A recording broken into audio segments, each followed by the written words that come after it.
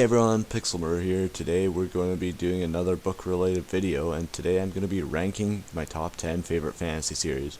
So first of all, I should point out that this is completely subjective, no facts, this is all my own opinion, and I'm also not including any series that I haven't read or have only partially read because that would just be unfair. And other than that, if you enjoyed, leave a like and subscribe. Maybe even list your favorites down below in the comments, and let's get into it.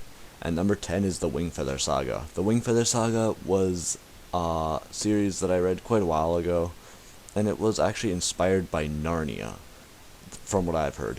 Or at least it's very similar to it in some ways, and that was actually why I started reading it, and I'm glad I did. It's not a perfect series, far from it, because it actually has quite a few flaws. The main flaw I remember is that the ending was, to be honest, in my opinion, pretty bad. I really didn't like the ending at all, and I won't spoil it for you, but I don't know. I just didn't enjoy it, and there were a whole lot of better endings that they could have done. I don't know why they had to choose the ending they did, because it really didn't work so well. That being said, though, the world that this series takes place in was really, really well designed, and I love the illustrations as well, so there were certainly some good points. At number 9 is the Young Elites trilogy. I first read the Young Elites trilogy after I wanted to read a book about a character who can create illusions. Illusions has always been my favorite superpower, and it's pretty underrepresented most of the time, so I decided I would try reading a fantasy series about it. And I gotta say, it was quite good. It had a lot of very typical fantasy tropes, such as the trying to be so grim, and its world was pretty typical, not that exciting, and a couple other things, the romance for one thing. Even the ending was pretty predictable, but still I found myself quite enjoying it because of the characters. The characters were really well designed, I gotta say. I loved the characters in this series, and it may have been short, but it was really fun to read, even with all of its flaws. At number 8 is Pendragon, and I mean the Pendragon by DJ MacHale. I think that's how you say his name. And what I loved about this series was its worlds. It has a bunch of different worlds, and all of them are really, really good. You have Earth, of course, and then you have, or what are they called again? Like, First Earth, Second Earth, and Third Earth, I believe.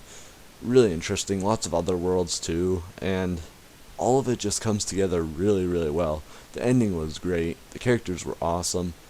My only complaints are that it goes a little bit too much on the romance, not crazy amounts, but a little much, and also that it could bog me down really easily. It took a lot of effort to get through a series, and I had to take a pretty big break at times, and so it's a pretty heavy series, to put it simply, and I don't think I'll be rereading it anytime soon, but probably at some point I will. And so now moving on to number 7 is Earthsea, the Earthsea cycle, the Earthsea Chronicles, whatever you want to call it. I don't really know if it has an official kind of series name, but I think you know what I'm talking about. Earthsea was a series I read because it was recommended to me way back on Reddit in early 2019, I think. I didn't get around to reading it at first, but later on I was bored and wanted some new fantasy series to read, so I checked back on there, and I saw that someone recommended Earthsea. And so I started reading it, and I really enjoyed it. The series starts off really strong with the first book. The second book I thought was the worst in the series. The third book was also a really good book. Fourth book, I don't know, I had mixed feelings about that one. The fifth book was just generally pretty good, but pretty disconnected from the rest of the series. And then, of course, the last book was amazing. My main issue with the series was that it was sometimes a bit hard to grasp what was going on. It could be a bit confusing at times. Maybe that's just because I'm reading it for the first time. I'm not really sure, but I still really enjoyed it because it was well written, had an interesting world, lots of cool characters, and overall was really great, even the ending. And so now at number 6 is the Predain Chronicles. The Predain Chronicles is a series that I didn't expect to love. With the first book, I thought, okay, this is a decent series. I thought maybe I'd like it about as much as the Wingfeather Saga. It kind of felt similar at first, in fact, and So I thought it would be like that, but I was wrong. I ended up enjoying it so much. I loved the world, which was inspired by, I believe, Wales, and yeah, the country, not the animal. And I loved the character cast. They were all really great characters, and even if it felt a little bit tropey at times, is that a word? Even if it felt like that at times, it used them well. It embraced them. It did a really good job of using them. It wasn't predictable either, and the ending was really nice. Pretty simple ending, but still a good ending overall. Overall, I really loved the Predating Chronicles, and my only big complaint is just that it gets a bit typical at times, as I already said. But it's not too bad. At number 5 is Fablehaven. Fablehaven is a very unusual fantasy series. At first, it feels like it's your typical YA, young adult, whatever, fantasy series, but then you start to see hints of classic fantasy in there as well. And so then you think, okay, well, it's a mix of the two, but then it adds in completely new things, and it's constantly just changing what you expect from it. There's lots of cliffhangers and twists and all that kind of stuff here, which is really cool. And the characters are pretty interesting. I really enjoyed the series because it was very suspenseful, but not so suspenseful that it just got tiring after a while, like with Pendragon. It had just the right amount of suspense, and the world that it, well, not the world because it's set in Earth, but the kind of world building was pretty good. Even if it wasn't my favorite, it was very well done, and I gotta say that. So now at number 4 is a series you've probably all heard of, and probably most of you have already read, and that's Harry Potter. Harry Potter is a great series. Whatever you may say, it was good. Like, even if you didn't enjoy it, even if you think it had a lot of flaws, there's no doubt that it also did a lot right. And personally, I think it had a lot less flaws than it did good things. I really loved the characters, Harry, Hermione, Ron, all of them. Even the side characters, you also have the kind of like secondary characters like Hagrid, you have, I don't know, it's been a while since I read the series. But point is, there's lots of really good characters, and the plot was so well done, the storyline. It was all so well put together, and I love how, even at the start, if you go back and reread it, you can see how at times it foreshadows stuff that happens in the later books, and I love how it never gets really dark or anything that, you might get, like, really dark stuff, but it starts to get a bit more serious towards the end, and I like that. Also really just like the world style here. It wasn't a new concept by any means. It was something that had already been done before, but it was really well executed. And same thing with the magic system. It was a very simple one. I think you'd call that a soft magic system or something, but that's not a bad thing. It was really good. I think the only thing I disliked was how it kind of slowed down and did a bit more lore and less action in the 6th book and a bit in the 5th book as well. Both books felt a bit longer than they should have been, and other than that though, I absolutely loved this series, and I'm rereading it to this day. Well, I'm not currently rereading it, but I'm going to soon. And at number 3 is a series that actually got overshadowed by Harry Potter, but I think it was actually more enjoyable to me than Harry Potter was, and that's the Edge Chronicles. I've never actually reread this series, but since it hasn't been that long since I read it originally, I think I still can say that I know what I'm talking about here with the series. I loved how epic and large scale this series felt, similarly to Pendragon, but unlike many of the other series on this list, this world, oh my goodness, they designed this world so well with all the different animals and the monsters and the races and everything. It just came together so well, and it was really consistent too, at least from what I could tell. And it's a long series, but not too long either.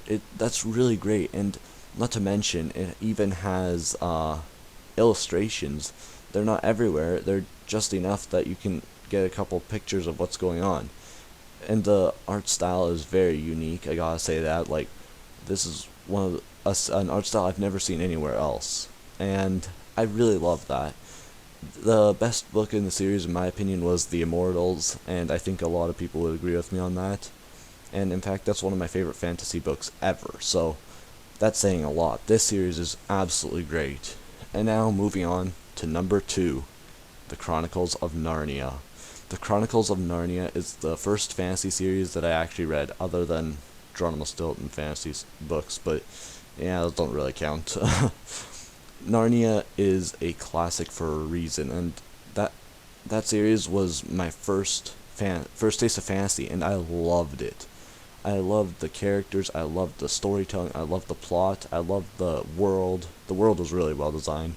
It felt very similar to the Pre-Dane Chronicles world, but even better, if that's even possible.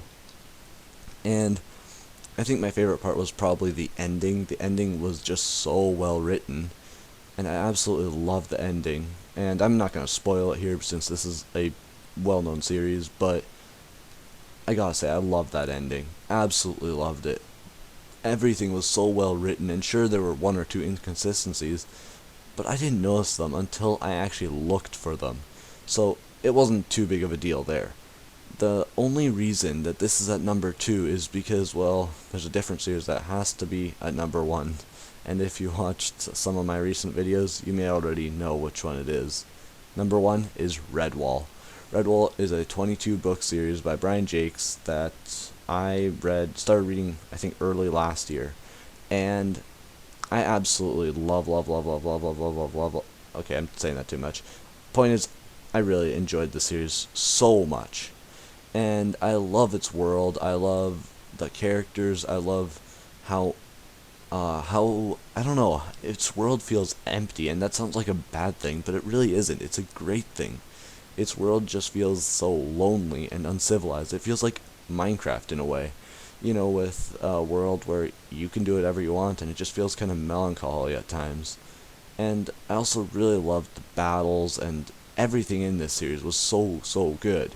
The only problem I have with this series is the inconsistencies at times, and that's alright because it's only in a few books of the series, mainly the original. So I couldn't find much that I disliked about the series. I loved everything about it, even the fact that it was predictable. I actually kind of enjoyed that. It felt like a comfortable series to read. Something where you're not constantly being thrown around, and your expectations aren't constantly being completely, changed. But it felt like you knew what was happening, and that was what was so great about it. I've now read this series 3 times, and I'll probably read it for a 4th time sometime later this year. And I absolutely adore this series, to put it simply. This is a series I would recommend to just about anyone, and that's why it's my number 1 series. So, what did you think of my list? Did you enjoy it? If you did, leave a like and subscribe. And if you didn't, well, still leave a like and subscribe. And as I said, if you want to, you can leave your personal rankings of favorite fantasy series down below. And maybe at some point I'll do another, like a version 2 of this video, where I'll basically just update it, in other words. So yeah, I hope you guys enjoyed, and I'll see you guys next.